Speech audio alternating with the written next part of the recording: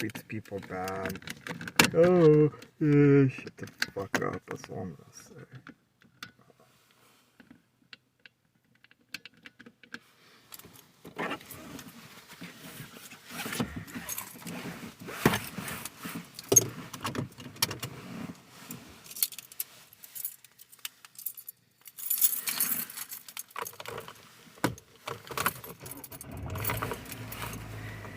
Where Apple was born, right? Well, according to the Secure Technology Alliance, California is on the list of 30 states that are in the process of exploring and hopefully adopting the Apple Wallet feature. That's the Road Report. Kim Wonderly, KCBS.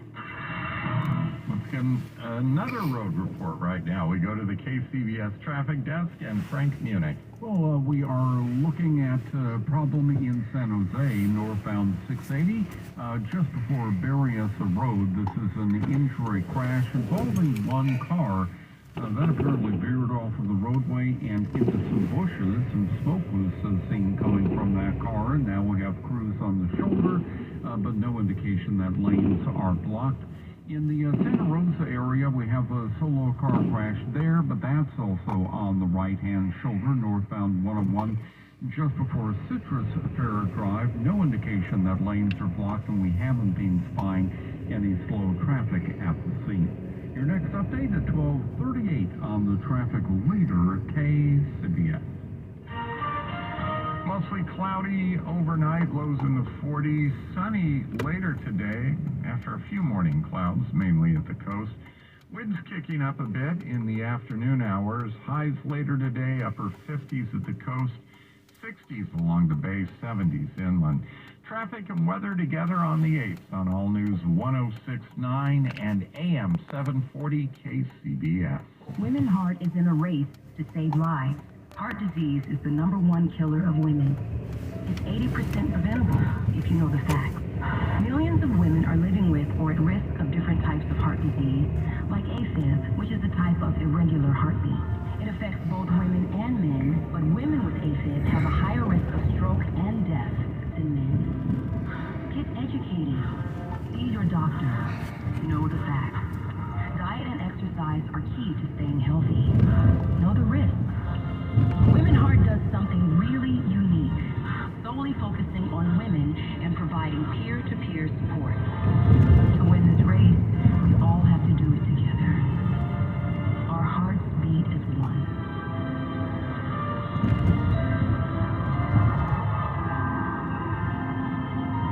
To learn more, visit womenheart.org. News that matters to you around the bay, around the world, around the clock.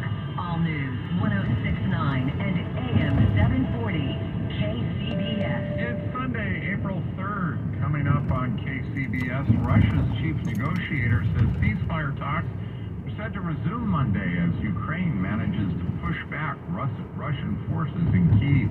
There's a call for an investigation into Hertz and the company's practice of reporting stolen cars leading to unwarranted arrests. I'm Peter Finch. KCBS News Time is 12:31. CBS News Special Report. Russia's chief negotiator says ceasefire talks will resume Monday and that a draft peace agreement is not ready for any top meeting. Russian troops are pulling back from Kyiv. CBS's Holly Williams. The U.S. said it has evidence that this invasion has been a strategic disaster for Russia. And Ukraine says Russian forces are now slowly withdrawing from the north of this country. But there are fears they're regrouping to attack elsewhere. And where Russian troops have been forced out, they've left devastation. In Kyiv, Anastasia Haluchka with the International Center for Policy Studies says there's deep worry about possible mines Russian forces left behind. Women, men, children, entire families have been slaughtered, and we cannot even go into the premises to understand what is going on because the mining situation is so dire and it is so widespread. It's causing a lot of distress and concern. CBS News Special Report. I'm Wendy Gillette. KCBS News Time 12:32. Two U.S. senators are calling for the government to examine the practices of rental giant Hertz, whose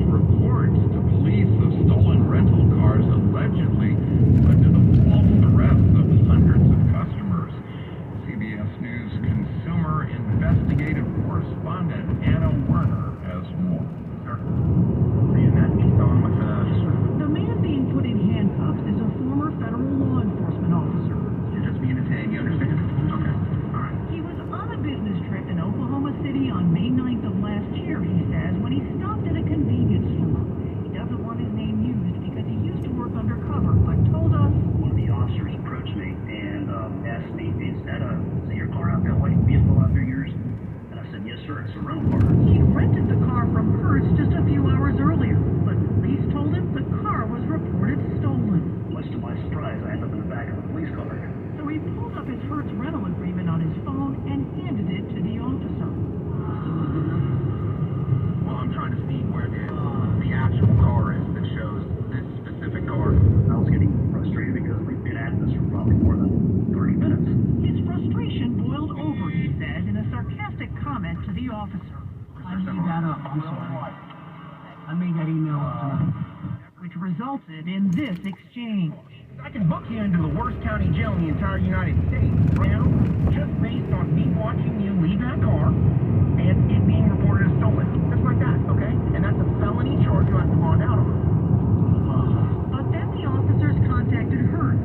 Turns out, 9 months earlier, Hertz had reported the car stolen, but then got it back before renting it out to him. Another officer comes back, leans over the window, and tells the officer he didn't steal this vehicle. This guy did not steal this vehicle. Correct. Hertz told us it did notify police the car had been recovered, but the car was still listed as stolen in the National Police Database, leading to what this former officer says was a potentially dangerous situation. You have police recovering cars for Hertz. I mean, this is crazy. Officers can get hurt. First responders can get hurt. And then you're talking about the safety of officers and the safety of the general public. It's a concern one former Hertz manager agrees with. Daniel Stokes says he was arrested at his house in 2006 after renting a car from his own company. They looked in the garage, they looked up and down the street, asking me, drilling me, where's the car, where's the car? The car's not here. I returned that vehicle close to a year ago. He says he was handcuffed in front of his daughters. Daughters are upset, trying to figure out what's going on to the dad. It was pretty traumatic. Especially traumatic for Stokes because he says he had spent nearly 13 years working for Hertz, including as a manager overseeing 24 branches in the Las Vegas area. He told us theft reports were filed too often. Why do you say that? Because it's not actually a theft. They still know where the vehicle is. They still can find the vehicle. That's the frustrating part to me. These are more collection issues than theft issues. They're not committing a crime. They're not stealing a car, essentially, is what you're saying. They have no intent of stealing the car. And nor did he says. He later paid Hertz $750 restitution for the late rental return, and the court dismissed charges filed against him. Now, members of Congress are calling out Hertz. In this letter to the White House Competition Council concerning the rental industry overall, Senator Elizabeth Warren cited the disturbing pattern of customers being repeatedly arrested and cited multiple CBS News reports. And yesterday, Senator Richard Blumenthal sent this letter to Hertz's new CEO, Stephen Scherr, demanding Hertz swiftly correct course and ensure that its customers are not ensnared in legal battles. Hertz has an obligation to correct the record, to take action, to remedy this wrong, to provide people some kind of compensation, and to admit that you've done wrong. All that after seeing CBS News reporting. The reporting here has been so powerful and important because it has revealed the practice, pattern of wrongdoing that is absolutely staggering. Anna Werner with CBS News reporting. KCBS News Time 12:36. A former Fremont city manager is facing charges of embezzlement and misappropriation of public funds while he worked for the city. The Alameda County District Attorney's Office filing charges Friday against Mark Donage, who resigned as Fremont city manager last September.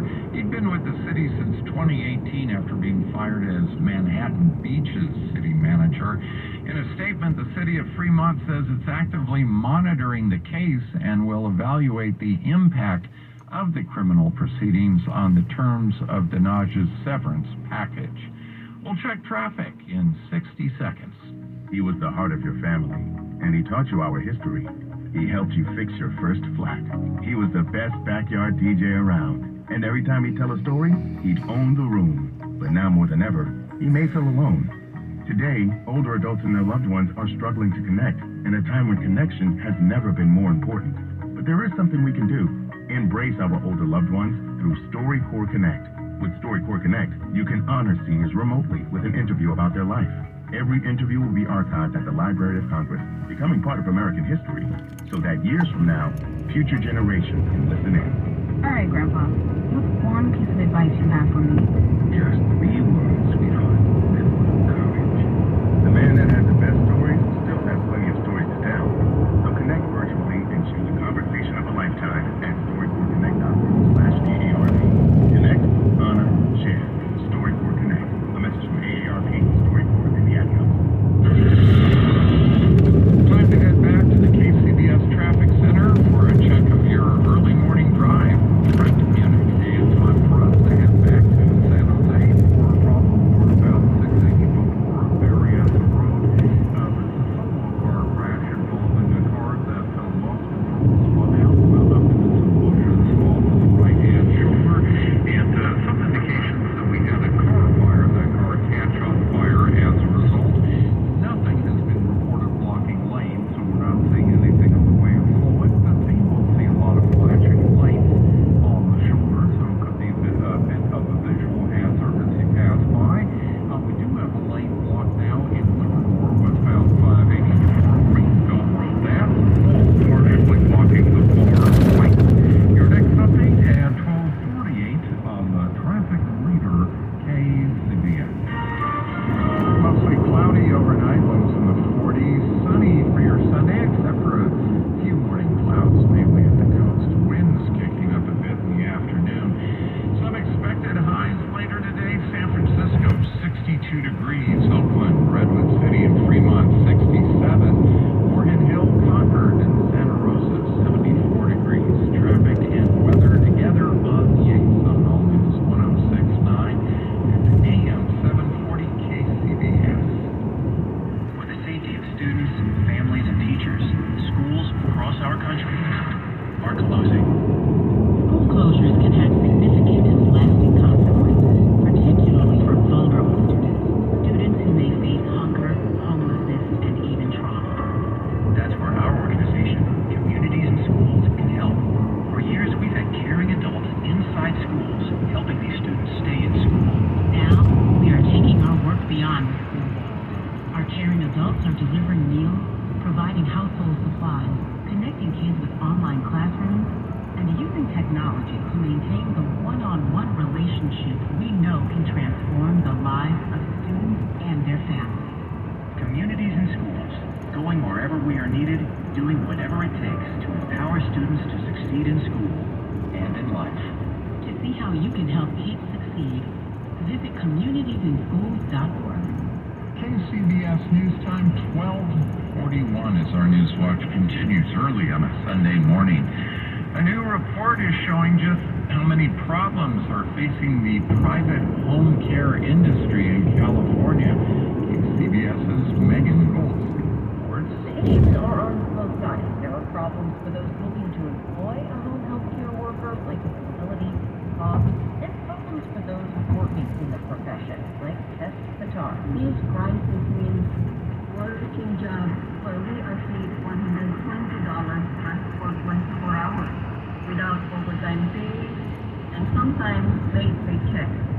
It means sometimes being not respected or treated differently. And it means no paid sick days for the vast majority of these workers, many of whom are women of color. A new report by the UCLA Labor Center shows that only 22% of the workers recently surveyed had ever taken a paid sick day.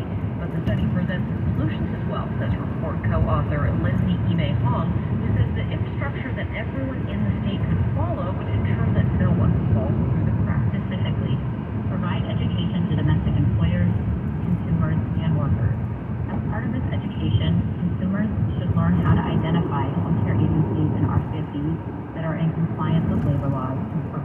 fair working conditions. Southern California lawmakers have announced bills to create such an infrastructure. The report found that nearly 2/3 of the workers surveyed did not earn enough to cover their daily expenses. Megan Holtzby, KCBS. Acclaimed chefs are this weekend teaming up with leading scientific researchers in the North Bay for an event to raise money for a good cause. KCBS's Michael Walton with the money benefit life cancer research. Sonoma Epicurean, three-day event featuring Michelin star chefs, award-winning winemakers, both those on the front lines of cancer research. Its goal is raising awareness about lifestyle and wellness, as well as raising funds for the Foundation's cancer research program. All with some of Sonoma County's most important venues. Dave Steele, ESPN sports anchor, and the Foundation board member. Together. I didn't understand that until I got involved in this. Steele was inspired to get involved through her father's experience with two types of cancer. Both her former colleague and fellow anchor, Elaine Stewart Scott, because we still have much to learn about cancer. Prostate cancer is a cancer that for some reason is about 50% more often than men than white men or any other culture, diversity, whatever. Why? Why is that? And that's something that I really want to find out. Actor Hill Harper is a cancer survivor himself. So many advances have been made in early detection. Now we can do things about it, but you have to take the initiative. I think with COVID, people have been afraid to go into hospitals. They don't want to, obviously expose themselves. We have to erase that mindset. In the North Bay, Michael Wall, KCBS. The California Department of Public Health is warning not to eat raw oysters from British Columbia, Canada, because they may be linked to an outbreak of norovirus illnesses in California. Canadian officials continue to investigate the source of norovirus illnesses and have closed several growing regions in British Columbia for sanitary contamination. In California, at least 34 people have gotten sick after eating oysters at 9 restaurants throughout the state. There have been 279 cases in Canada. The National Park Service's oldest active ranger has announced her retirement at the age of 100. Betty Reed Soskin's last day was Thursday at the Rosie the Riveter World War II Homefront National Historical Park in Richmond, where she led programs with the public and shared her own experiences from the war with visitors. The park plans to hold a celebration of Betty's retirement later on this month. Coming up on KCBS, more fires and more flooding, the conclusion of a new UC Santa Barbara study on climate change. Right now it's time for sports. A nice comeback win for the Warriors Saturday night at home. They beat the Utah Jazz 111-107. Klay Thompson leading the way with 36 points. The men's title NCAA basketball game is set for Monday night. It will be North Carolina versus Kansas. After the Tar Heels won a thriller Saturday night, beating Duke 81-77. More sports now from KCBS's Ed Brady. At the NFL Annual Meeting in Palm Beach, Florida this past week, the 49ers acknowledged that Jimmy Garoppolo's shoulder surgery has indeed impacted their ability to trade him. There were a ton of conversations, and I think there was real good momentum going into him. And then the decision that was made for Jimmy to have surgery certainly caused a lot of teams to pause and they slow down the process to do their due diligence. And then, the quarterback musical chairs is going on. As 49ers General Manager John Lynch speaking with the media, both he and head coach Kyle Shanahan said they were not going to outright release Garoppolo and discussed the possibility that he could still be on the team in the fall. Shanahan was then asked if there would then be a quarterback competition in the fall at training camp. He said the team was not yet at that point in terms of their discussions, but that it potentially made sense. Yeah, to figure that out would be something. He needs to be on our team, so you'd have to, to me, a good quarterback. So not easy for anyone to beat out. Trey was already beat him out last year. For the time being, it doesn't look like Jimmy Garoppolo is going anywhere anytime soon. At the Sports Desk, Ted Brady, KCBS.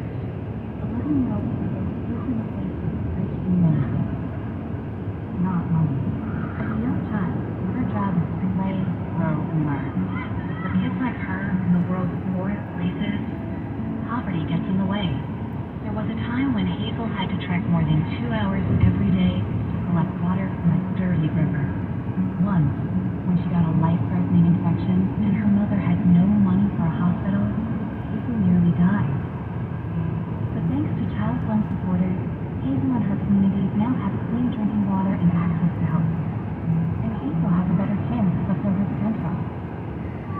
works in 24 countries to make sure children grow up healthy, educated, self-sufficient, and safe wherever they were born. Why? Because childhood knows the promise inside every child is greater than the poverty around them. Learn more at justfund.org. Frank Mulicky is back. He's got our latest look at the roads. How far are looking good and probably in San Bruno, about 101. And San Bruno Avenue, we have, well, a section of San Bruno Avenue off-ramp that started to be a problem. On northbound 101, we now have two cars apparently involved in a fender bender driving slowly off of the freeway on the San Bruno Avenue off-ramp. The CHP is trying to catch up with those two cars. Westbound 580, just before Greenville Road, we still have the stall partly blocking the far right lane.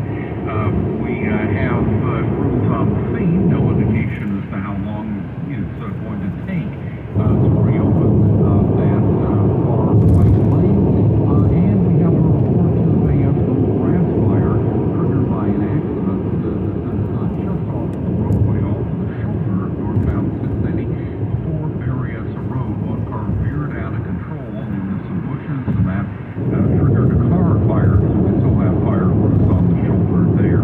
Your next update is 12:58 on the traffic leader KCBS. It'll be sunny later today, except for a few morning clouds, mainly at the coast. Winds picking up a bit in the afternoon. Highs today upper 50s at the coast, 60s along the bay, 70s inland. Partly cloudy Monday morning, but other than that, sunny skies Monday and Tuesday with highs in the 60s and 70s.